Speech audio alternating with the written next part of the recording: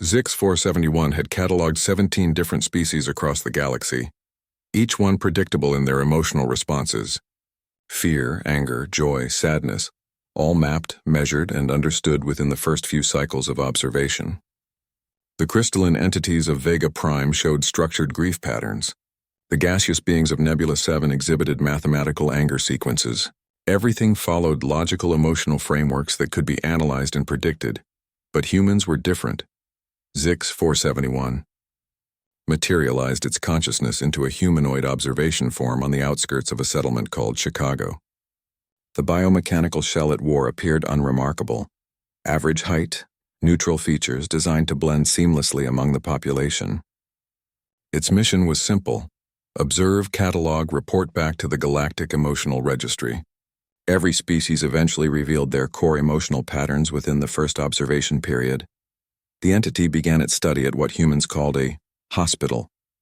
Through its sensory arrays, it detected the expected emotional signatures: grief from families losing loved ones, relief from those receiving good news, frustration from overworked staff, standard biological responses to life and death situations. Zix-471 made preliminary notes. Humans appeared to follow predictable emotional patterns similar to other carbon-based life forms. Then, something unexpected happened. A human female, Dr. Sarah Chen, according to her identification badge, had been working for 36 consecutive hours in the emergency department. Her body showed clear signs of exhaustion, elevated stress hormones, decreased motor function, compromised cognitive processing. Any rational being would stop, rest, recover. But when a transport vehicle arrived carrying victims from what humans called a school bus accident, Dr. Chen's emotional signature spiked in ways Zix-471 had never recorded. Instead of retreating from the additional stress, the human female moved faster. Her hands became steadier despite the trembling in her legs. She began working on a small human child whose life signs were failing rapidly. For the next 4 hours, Dr. Chen fought death itself, using techniques that pushed beyond standard medical protocols. She spoke to the unconscious child, telling stories about adventures in magical places, her voice maintaining perfect calm while her internal emotional readings showed a storm of determination, mixed with something Zix-471 couldn't identify. The child lived. But what puzzled Zix-471 most was what happened after. Dr. Chen didn't celebrate or show triumph. Instead, she quietly moved to the next patient, then the next. When her shift finally ended 14 hours later, she sat in her vehicle in the parking structure and cried for exactly 7 minutes. Then she drove home to care for her own offspring. Zix-471 followed, maintaining its observations. The human female lived in a modest dwelling with 2 small humans she called her children. Despite her exhaustion, she prepared food for them, helped with their educational assignments, read them stories, and maintained the household. Her emotional readings showed deep fatigue, but overlaying it was something else. A fierce protective instinct that seemed to defy biological limitations. That night, Zix-471 expanded its observations throughout the settlement. It watched a human male called Marcus who worked in construction during the day and studied engineering through the night, taking only 4 hours of sleep. His goal was to give his daughter better opportunities than he had. The emotional reading showed chronic stress, but underneath ran a current of hope so powerful it seemed to energize him, despite physical exhaustion. In another part of the city, Zix-471 observed an elderly human female named Rosa, who spent her days visiting other elderly humans in care facilities. She had no family obligation to do this, no payment or reward system. When asked by facility staff why she volunteered, she simply said, "Everyone deserves to know they matter." Her emotional signature radiated something Zix-471 was beginning to recognize but couldn't properly categorize, a warmth that seemed to strengthen rather than deplete her. The entity's confusion deepened when it observed a group of humans called first responders, rushing toward a burning structure. Every logical analysis indicated they should flee from the dangerous situation. Instead, they ran directly into the flames to extract other humans trapped inside. Their emotional readings showed appropriate fear responses, but overriding the fear was something that compelled them forward, despite obvious personal risk. One firefighter, Captain James Rodriguez, sustained significant injuries while carrying an unconscious human to safety. As medical personnel treated his burns, he repeatedly asked about the welfare of those still inside the building. His pain receptors were clearly activated, but his primary concern remained focused on others rather than his own survival. HFY spent the following days observing more humans, searching for the logical framework that governed their behavior. It watched teachers who spent their own resources to provide supplies for their students. It observed neighbors helping neighbors with no expectation of reciprocal benefit. It documented humans who adopted offspring that weren't biologically theirs, who cared for elderly relatives despite personal cost, who chose careers serving others rather than maximizing personal gain. Each observation added more data, but the patterns made less sense according to standard emotional models. These humans repeatedly chose difficulty over ease, service over self-interest, hope over logic. They formed emotional connections that transcended biological imperatives. They grieved for strangers, celebrated others' successes as their own, and sacrificed personal resources for abstract concepts like justice and future generations. Most puzzling of all, they did these things not despite their emotions but because of them. The very qualities that should have made them weak according to galactic standards. Their capacity for emotional attachment, their tendency to feel pain for others' suffering, their inability to make purely logical decisions seemed to be the source of their greatest strengths. HFY began to suspect that its initial assessment parameters might be inadequate for cataloging human emotional complexity. What it had initially dismissed as standard, biological responses were revealing themselves to be something far more sophisticated and powerful than anything. In the galactic emotional registries, databases, the entity decided to extend its observation period. Something about these humans warranted deeper study.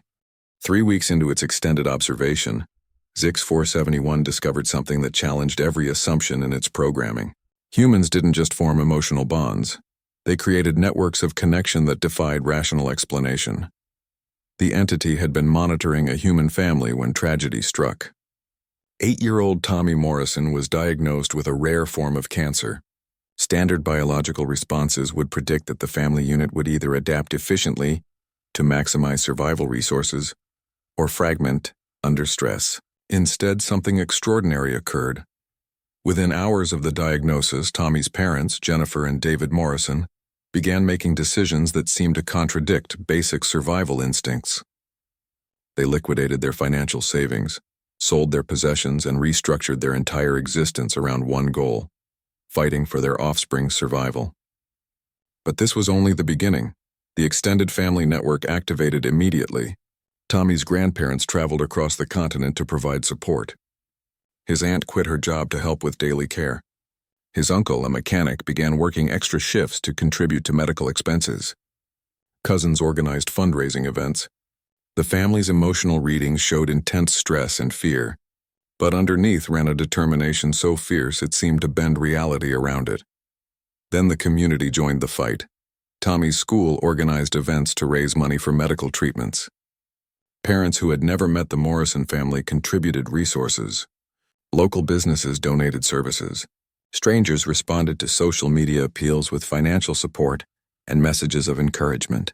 The network of emotional investment expanded exponentially, creating a web of caring that encompassed hundreds of humans who had no biological or logical connection to this one small boy. HFY monitored the emotional signatures of these contributors. They showed no expectation of reciprocal benefit. Many experienced genuine distress at Tommy's suffering despite never having met him. They invested time, energy, and resources in an outcome that would provide them no direct advantage.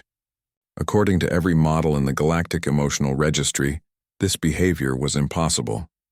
The entity decided to examine this phenomenon more closely by following individual contributors.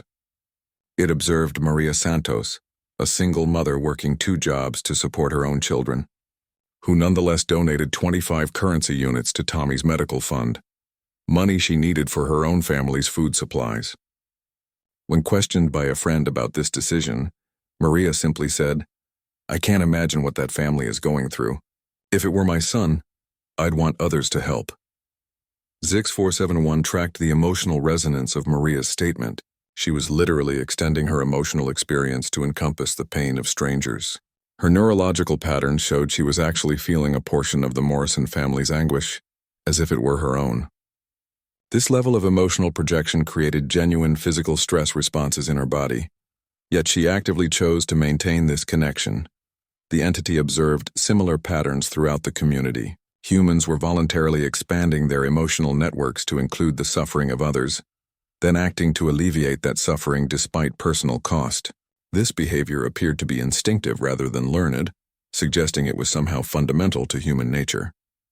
As Tommy's treatment progressed, HFY documented even more puzzling behaviors. When medical procedures caused the child pain, his parents displayed stress responses as if they were experiencing the physical trauma themselves. Dr. Chen, whom the entity had observed earlier, spent additional unpaid time consulting on Tommy's case simply because she wanted to help. Nurses rotated through his care, each forming emotional attachments that enhanced their dedication to his recovery. The child's teacher, Mrs. Patterson, visited regularly and continued his education through online sessions during treatment periods. She redesigned her entire curriculum to accommodate his needs and spent her own time creating special projects to keep him engaged. Her emotional readings showed the same protective instincts HFY had observed in biological parents. Despite having no genetic connection to Tommy, other children in Tommy's class created artwork and videos to encourage him. They organized fundraising activities at their own school, demonstrating the same emotional expansion their adult counterparts exhibited. Some of these children had never been particularly close to Tommy before his illness, yet they now invested significant emotional energy in his well-being. HFY began tracking the broader emotional network and made a startling discovery. The support system around Tommy wasn't just providing resources, it was actually strengthening the bonds between all participants. Parents who had barely spoken before began forming lasting friendships. Community members discovered shared values and interests. The crisis had catalyzed the formation of new emotional connections throughout the entire social network. Most remarkably, these connections persisted even when the immediate crisis passed. The humans had permanently expanded their emotional networks. They continued supporting each other in smaller crises, celebrating successes together, and maintaining the bonds formed during Tommy's treatment. The network had become self-sustaining and self-reinforcing. When Tommy's treatment proved successful and he entered remission, HFY expected the emotional intensity to diminish. Instead, it transformed into something the entity could only describe as collective joy. The celebration wasn't limited to the Morrison family. It rippled through the entire network of supporters. Humans who had never met Tommy personally displayed genuine happiness at news of his recovery. Their emotional readings showed the same patterns of relief and celebration, as if their own offspring had been healed. The entity realized it was observing something unprecedented in its 17 species of study. Humans had evolved the capacity to create voluntary emotional networks that transcended biological and logical boundaries. They could genuinely care about the welfare of others as much as their own survival. They formed bonds based on shared values and experiences rather than genetic similarity or mutual benefit. More significantly, these emotional networks made them stronger rather than weaker. The community that had rallied around Tommy was now more resilient, more connected, and more capable of facing future challenges. The emotional investment had created a resource that benefited all participants. HFY began to wonder if what it had initially perceived as emotional weakness might actually represent a form of strength unknown to other species in the galaxy. HFY's understanding of human emotional complexity took a dramatic turn when it encountered Staff Sergeant Elena Vasquez. The entity had been expanding its observations to include human military installations, expecting to find the emotional suppression and logical decision-making typical of warrior castes in other species. Instead, it discovered something that defied every combat. Analysis in the Galactic Registry. Sergeant Vasquez commanded a unit stationed in a conflict zone where they provided humanitarian aid while maintaining security operations. HFY initially observed standard military efficiency, coordinated movements, strategic planning, weapon proficiency. The human soldiers followed orders, maintained discipline, and executed missions with professional competence. But beneath the surface, their emotional patterns revealed a complexity that transformed everything. During a routine patrol, Vasquez's unit encountered a village under attack by hostile forces. The tactical situation was clear: retreat, call for support, avoid unnecessary engagement. Instead, Vasquez made a decision that baffled the observing entity. She ordered her unit to engage, not to achieve strategic objectives but to protect civilians who had no connection to their mission parameters. The battle lasted 6 hours. 6471 monitored the emotional states of each soldier throughout the engagement. Fear registered in all of them, appropriate responses to life-threatening situations. But overriding the fear was something else, a protective fury that seemed to enhance their capabilities rather than impair them. They fought with precision and determination that exceeded their training parameters, driven by emotional investment in the welfare of strangers.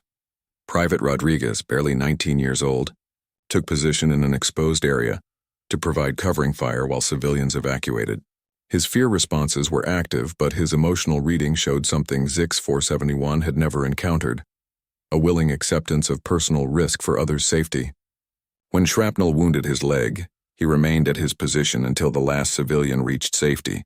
His pain receptors were clearly activated, but his emotional state remained focused on the protection mission rather than self-preservation.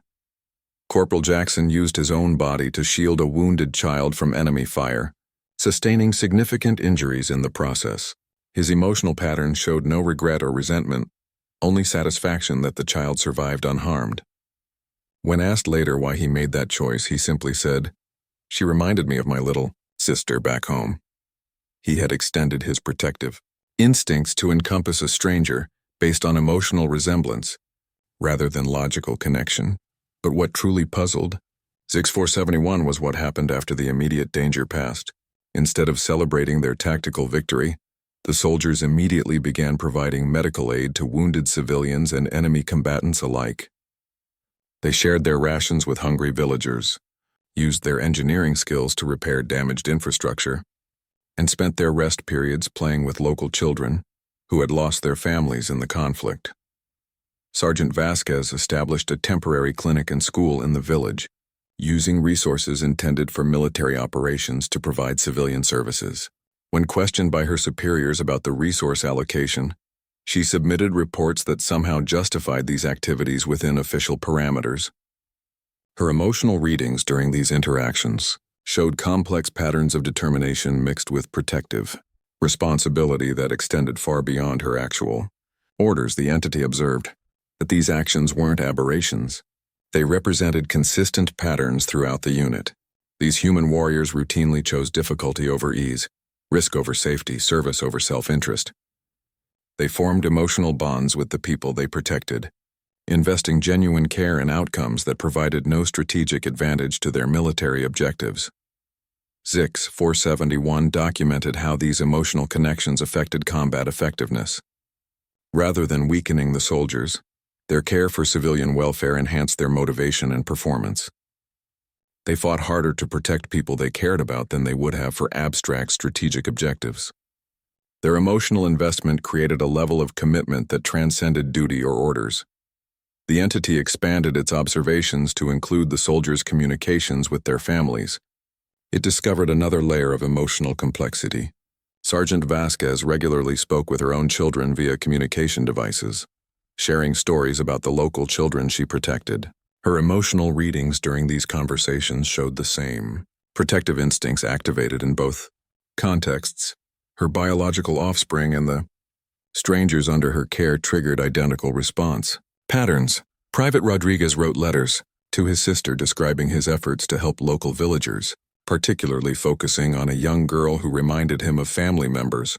His emotional investment in this child's welfare was as intense as his feelings for his biological relatives. He sent portions of his military pay to support her education, making personal sacrifices for someone he had known for only weeks. The most remarkable observation came when the unit received orders to withdraw from the region. Standard military protocol involved simple departure with minimal civilian interaction. Instead, Vasquez's soldiers spent their final days establishing sustainable support systems for the village. They trained local defenders, secured food supplies, arranged medical care, and created communication networks with relief organizations. During the departure, HFY recorded emotional patterns it had never seen in any species. The soldiers experienced genuine grief at leaving people they had sworn to protect. Many wept openly while maintaining professional composure. Their emotional readings showed the same patterns of loss associated with family separation. Despite having known these civilians for only a few months, Sergeant Vasquez's final report to her superiors contained detailed recommendations for ongoing support of the village, including resource allocation and strategic partnerships with humanitarian organizations. She had invested her professional reputation in advocating for people who could provide no benefit to her career advancement. Her emotional readings showed fierce determination to ensure their continued welfare, even after her departure. The entity began to understand that human military effectiveness wasn't based on emotional suppression, but on emotional expansion. These warriors fought more effectively because they cared deeply about the outcomes. Their capacity for forming protective bonds with strangers created motivation that exceeded any artificial incentive system. Moreover, these experiences changed the soldiers permanently. They returned to their base installations with expanded emotional networks that included civilians they had protected. They maintained communication with village residents, continued supporting local projects, and advocated for policies that would benefit people they would never see again. 6471 realized it was observing a form of warfare based on love rather than hate, protection rather than conquest, building rather than destroying. These human warriors gained strength from their emotional connections rather than losing effectiveness to them. Their capacity for caring about strangers made them more formidable, not less. 6471's observations took a darker turn when it began studying what humans called secondary trauma, the emotional cost of caring deeply about others' suffering. The entity had assumed that the human capacity for extended emotional networks would eventually reach sustainable limits.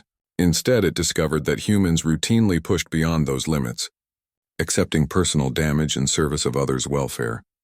Dr. Sarah Chen, whom the entity had first observed in the emergency department, became the focus of this new study.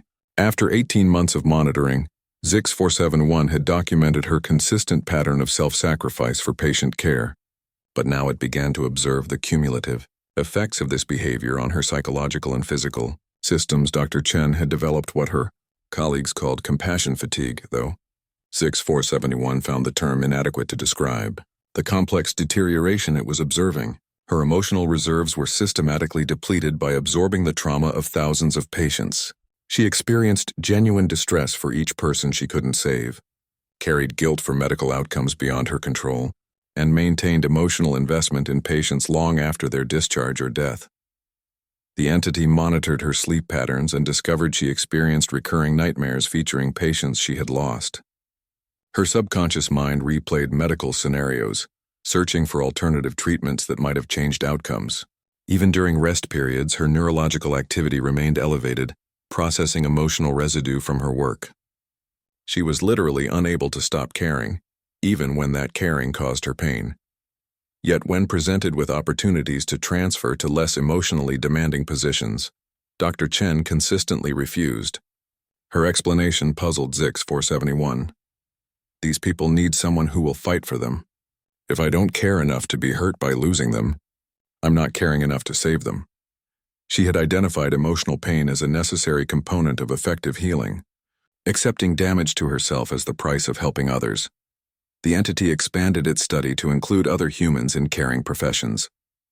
It observed teachers who spent their own resources and time supporting struggling students, experiencing personal distress when their efforts failed.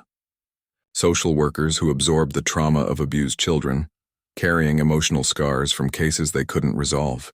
Mental health counselors who took on the psychological pain of their clients, developing secondary symptoms of depression and anxiety. In each case, these humans understood the emotional costs of their chosen work. They recognized that caring deeply about others' welfare would inevitably cause them pain. Yet they continued choosing engagement over protection, connection over isolation, despite knowing the personal consequences. 6471 documented a particularly striking example in Maria Gonzalez, a foster care coordinator who had placed over 300 children in protective homes during her 15-year career. She maintained emotional connections with many of these children, celebrating their successes and grieving their setbacks as if they were her biological offspring. The cumulative emotional investment had created chronic stress that affected her physical health, elevated blood pressure, compromised immune function, persistent insomnia. When the entity analyzed Maria's decision-making patterns, it discovered something remarkable. Despite the obvious personal costs, she approached each new case with the same level of emotional investment as her first. Her capacity for caring hadn't diminished. It had expanded to encompass every child she encountered. She had chosen to accept ongoing pain rather than develop protective emotional barriers that might reduce her effectiveness. During one particularly difficult case involving a severely abused child, HFY observed Maria working 16-hour days for 3 weeks to secure proper placement and medical care. Her emotional reading showed extreme stress combined with fierce determination. When colleagues suggested she delegate the case to preserve her health, she refused. "This baby has already been failed by too many people who didn't care enough," she explained. "I won't be another one." The child recovered and thrived in the placement Maria secured. 6 months later, she received a drawing from him showing their first meeting in the hospital. Maria's emotional response to this simple gesture registered as one of the most intense joy patterns HFY had ever recorded. The validation that her pain had served a purpose seemed to justify all the suffering she had endured. The entity began to understand that humans had developed a form of emotional economics, where personal pain was willingly traded for others' welfare. They calculated these transactions not in terms of self-interest, but according to values that prioritized collective benefit over individual comfort. This wasn't emotional weakness, it was a sophisticated system for maximizing care and protection within their communities. HFY observed that this willingness to accept emotional damage created cascading effects throughout human social networks. Dr. Chen's dedication inspired medical students to pursue challenging specialties. Maria's foster children grew up with enhanced capacity for empathy and service. Sergeant Vasquez's soldiers returned home with expanded perspectives on human worth and dignity. The pain these humans accepted wasn't meaningless suffering. It was emotional investment that generated returns in the form of stronger communities, better outcomes for vulnerable populations, and expanded networks of care. They were essentially trading individual comfort for collective resilience. But the entity also documented the support systems humans had developed to sustain this level of emotional investment. Dr. Chen participated in peer support groups where medical professionals shared the burden of difficult cases. Maria worked within a team structure that provided emotional backup during particularly challenging situations. The soldiers in Vasquez's unit maintained contact networks that allowed them to process their experiences together. These support systems weren't designed to eliminate emotional pain, but to distribute it across larger networks, so no individual carried the full burden alone.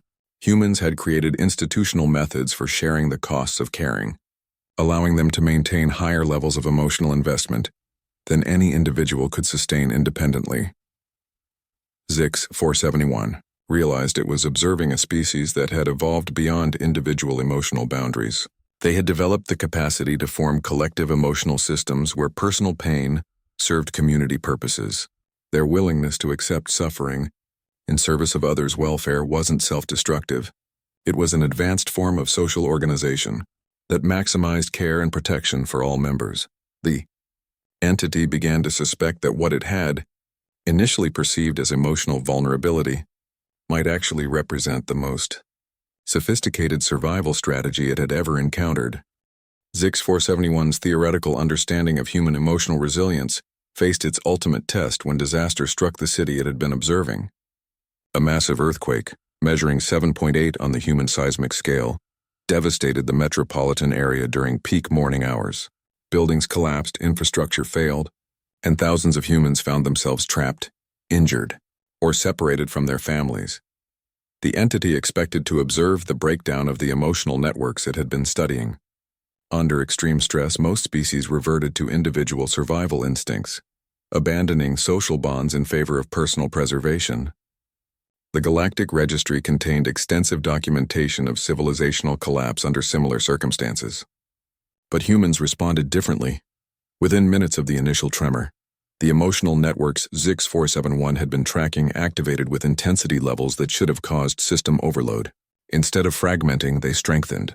Dr. Chen, who had been at home when the earthquake struck, immediately attempted to reach the hospital despite dangerous conditions. Her emotional readings showed appropriate fear responses, but underlying them was something more powerful, an absolute need to help others that overrode personal safety considerations. The route to the hospital was blocked by debris and unstable structures. Rather than finding alternate shelter, Dr. Chen began providing medical aid to injured people she encountered along the way. She used her clothing to create bandages, performed emergency procedures with improvised tools, and organized other survivors to assist with medical care. Her emotional state showed intense focus mixed with protective determination that seemed to energize her despite the physical and psychological stress. Sergeant Vasquez, who had returned to civilian life after her military service, was trapped in a collapsed building with 6 other people. The entity monitored her emotional responses as she took command of the group, despite having no official authority. She rationed their limited water supply, maintained morale through storytelling and humor, and organized systematic attempts to signal rescuers. When one of the trapped individuals began showing signs of psychological breakdown, Vasquez spent hours talking her through panic attacks, providing emotional stability that kept the entire group functional. Most remarkably, Vasquez gave her own water rations to a pregnant woman in the group, accepting dehydration to protect the unborn child. Her emotional readings showed no resentment or self-pity, only satisfaction that she could contribute to the baby's survival. When rescue teams finally reached them 72 hours later, Vasquez was barely conscious but still attempting to monitor the pregnant woman's condition. Maria Gonzalez faced a different challenge. The foster care system's communication networks had failed, leaving hundreds of children separated from their caregivers, with no way to track their locations or safety status. Maria organized an ad hoc search and reunification effort using social media, volunteer networks, and emergency services. She worked without sleep for 5 days, coordinating efforts to locate and protect vulnerable children throughout the disaster zone. The entity observed Maria's emotional state during this period and recorded patterns that defied logical analysis. She experienced intense anxiety about each missing child, genuine grief for those found injured or dead, and overwhelming relief for successful reunifications. Yet she maintained functional decision-making throughout, managing complex logistics while processing extreme emotional stress. Her capacity to feel deeply while thinking clearly seemed to enhance rather than impair her effectiveness. ZIX-471 expanded its observations to document spontaneous cooperation throughout the disaster zone. Humans who had never met began working together on rescue operations. Neighborhood groups organized resource distribution. Families with intact homes opened them to displaced strangers. The entity recorded thousands of instances where humans chose to help others, despite significant personal risk or cost. A construction worker named David used his equipment and expertise to free people trapped in collapsed buildings, working for 18 hours straight without compensation or official authorization. When a building partially collapsed while he was inside attempting a rescue, he protected a child with his own body, sustaining injuries that would require months of recovery. His emotional reading during the incident showed no regret, only relief that the child survived unharmed. The most striking observation came when ZIX-471 monitored the city's emergency response coordination. Official systems had been severely damaged, leaving gaps in command structure and resource allocation. Instead of chaos, the entity observed the emergence of voluntary leadership networks. Humans with relevant skills spontaneously stepped into coordination roles, working together despite having no formal authority or prior relationships.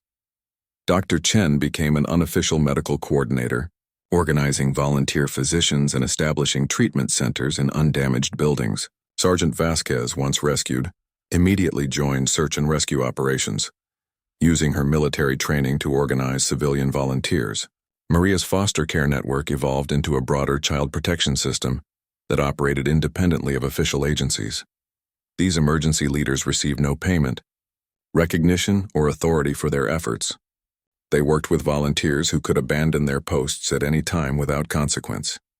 Yet the systems they created functioned more effectively than many official disaster responses ZX-471 had observed in other species. The emotional investment of all participants created accountability and dedication that exceeded any formal management structure. The entity documented how emotional bonds formed rapidly under crisis conditions. Strangers who worked together for a few hours developed trust and cooperation patterns that normally required weeks or months to establish. Shared danger and common purpose accelerated the formation of protective networks that persisted long after the immediate emergency passed. When official relief services finally restored basic infrastructure, ZX-471 expected the volunteer networks to dissolve. Instead, they evolved into permanent community organizations. The humans had used crisis as an opportunity to strengthen their social bonds, rather than simply survive the disaster. They emerged from the emergency with expanded networks of mutual support and enhanced capacity for collective action. 6 months after the earthquake, the entity observed that the affected communities showed greater resilience, stronger social cohesion, and more effective resource sharing than they had before the disaster. The emotional trauma of the event had been transformed into emotional strength. Through shared experience and mutual support, ZX-471 began to realize that human emotional responses to crisis weren't simply survival mechanisms, they were sophisticated tools for social evolution. Disasters that would devastate other species became opportunities for humans to deepen their connections and enhance their collective capabilities. After 18 months of observation, ZX-471 thought it understood human emotional complexity. Then it encountered something that fundamentally changed its assessment of this species. The entity was monitoring a maximum security facility where humans confined their most dangerous criminals when an incident occurred that revealed capabilities no other species in the Galactic Registry possessed. Marcus Thompson, a convicted murderer serving multiple life sentences, had been imprisoned for 15 years. His psychological profile indicated antisocial personality traits with complete absence of empathy or remorse. He had killed 7 innocent people during robbery attempts, showing no emotional response to his victims' suffering. By all measures, he represented the extreme negative end of human emotional capacity. Then Thompson learned that his 8-year-old daughter, conceived before his imprisonment, had been diagnosed with the same rare cancer that had affected Tommy Morrison. The child lived with her mother, who had severed all contact with Thompson years earlier. He had no legal rights regarding the child's care and no possibility of visiting her. By any logical assessment, her illness should have been irrelevant to his emotional state. Instead, something extraordinary happened. ZX-471 monitored Thompson's emotional readings and recorded patterns it had never seen in any species. The news of his daughter's illness triggered what could only be described as an emotional resurrection. Brain patterns that had remained dormant for years suddenly activated. Neurological pathways associated with love, protection, and sacrifice began forming new connections at unprecedented rates. Thompson, who had shown no empathy for his victims, began experiencing genuine anguish about his daughter's suffering. He couldn't sleep, refused food, and spent every waking hour researching her condition through the prison's limited internet access. His emotional reading showed the same protective fury ZX-471 had observed in other parents, despite having had minimal contact with the child. But what truly astounded the entity was what happened next. Thompson began attempting to help other prisoners, something he had never done in 15 years of incarceration. He shared his commissary supplies with inmates who couldn't afford basic necessities. He intervened when vulnerable prisoners faced violence from other inmates. He used his reputation and physical presence to protect those who needed assistance. When questioned about this behavior change, Thompson's explanation defied every psychological model in the Galactic Registry. If I can't take care of my daughter, maybe I can take care of somebody else's kid in here. Maybe that matters somehow. He had extended his newly awakened parental instincts to encompass other people's children, including the adult children of strangers. ZX-471 observed Thompson organizing literacy classes for inmates with poor education. He tutored younger prisoners studying for high school equivalency certificates. He mediated disputes between rival groups, using his influence to reduce violence throughout the facility. Most remarkably, he began corresponding with crime victims' families, not to seek forgiveness but to understand the pain he had caused others. The entity documented Thompson's correspondence with the family of one of his victims, His letters showed genuine remorse and understanding of their suffering, emotions he had been incapable of experiencing during his trial. He offered no excuses for his actions and sought no benefit for himself. Instead, he tried to provide them with closure by honestly describing his mental state during the crimes and acknowledging the full impact of his choices. Thompson's transformation created ripple effects throughout the prison population. Other inmates began following his example, forming study groups, conflict resolution circles, and support networks. The facility's violence rates dropped significantly. Guards reported improved cooperation and decreased tensions.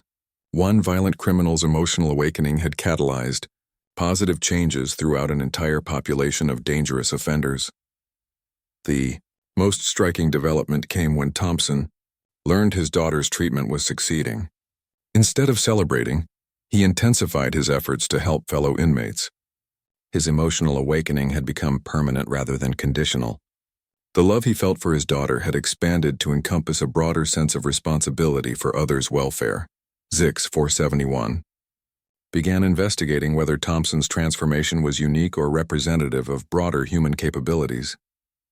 It discovered extensive documentation of similar cases: violent criminals who experienced emotional awakening through connection with family members, inmates who developed empathy through educational programs, offenders who transformed their lives through spiritual or psychological intervention. The entity found that humans possessed an almost unlimited capacity for emotional growth and change. Unlike other species, where personality traits remained fixed throughout adult life, humans could develop entirely new emotional capabilities even after years of dysfunction. Their neurological systems retained plasticity that allowed for fundamental personality reconstruction under appropriate circumstances. More significantly, these transformations weren't limited to gradual change over time. Humans could experience sudden dramatic shifts in emotional capacity when exposed to sufficient motivation. Thompson's parental instincts had activated immediately upon learning of his daughter's illness, despite having been dormant for decades. The emotional systems had been present but inactive, waiting for the right circumstances to emerge. HFY 471 expanded its observations to include humans undergoing various forms of trauma and recovery. It documented soldiers returning from combat, who developed enhanced empathy after experiencing the consequences of violence, former addicts who channeled their obsessive tendencies into helping others overcome addiction, abuse survivors who became advocates for other victims. In each case, negative experiences had been transformed into positive emotional capabilities. Humans didn't just survive trauma. They used it as raw material for emotional evolution. Their capacity for growth through suffering was unmatched by any species in the galactic registry. The entity began to understand that human emotional systems weren't just complex, they were adaptive in real time. Humans could literally rewire their emotional responses based on new experiences and insights. They possessed the ability to transcend their initial programming and develop capabilities that didn't exist in their original personality structure. Most remarkably, these changes could occur at any stage of life. Thompson was 43 years old when he experienced his emotional awakening. Other cases showed humans developing empathy, courage, wisdom, and compassion in their 70s, 80s, even 90s. Age didn't limit their capacity for emotional growth. HFY 471 realized it was observing a species that had evolved beyond fixed emotional parameters. Humans weren't just emotionally complex, they were emotionally infinite. Their capacity for love, growth, redemption, and transformation appeared to have no upper limits. Even their worst individuals retained the potential for fundamental positive change. For the first time since beginning its observations, the entity experienced something resembling what humans might call awe. HFY 471 had spent 2 years cataloging human emotional capabilities, accumulating data that challenged every assumption in the galactic emotional registry. Now, as it prepared its final report, the entity made a discovery that would change everything, not just its understanding of humans, but its comprehension of what emotion truly meant.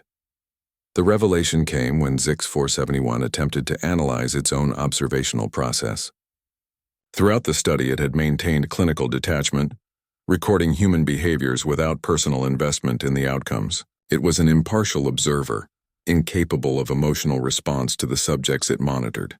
This had been its strength, the ability to study emotion without being influenced by it. But something had changed. When Tommy Morrison's cancer returned after 3 years of remission, ZX-471 found itself concerned.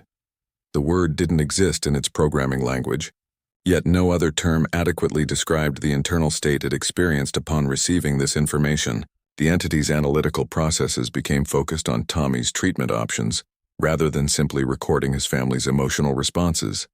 ZX-471 analyzed this development and made a disturbing discovery. Its neural patterns had been subtly altered by prolonged exposure to human emotional networks. Somehow, through pure observation, it had begun developing approximations of emotional response. The humans hadn't just been subjects of study, they had been teachers unconsciously demonstrating emotional possibilities that the entity was now experiencing.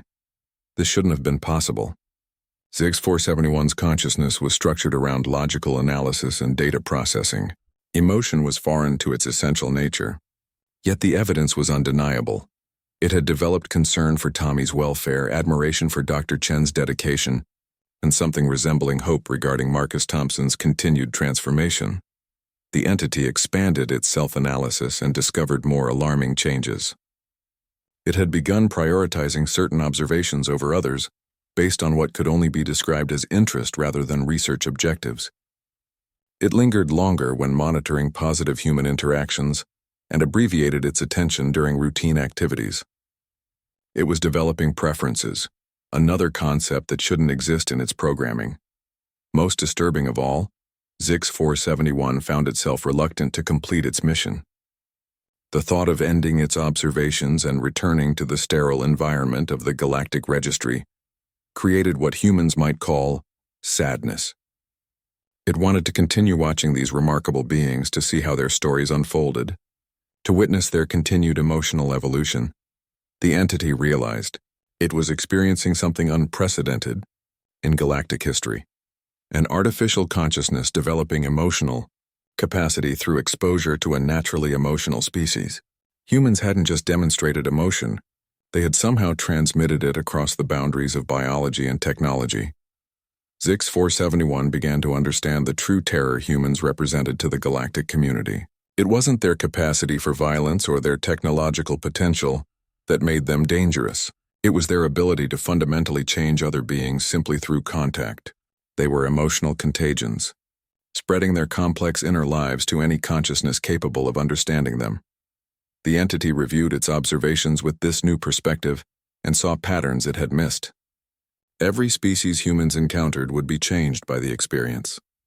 Their emotional complexity was infectious, creating transformation in others whether they intended it or not. They couldn't help but share their capacity for love, growth, sacrifice, and redemption with anyone who spent sufficient time studying them.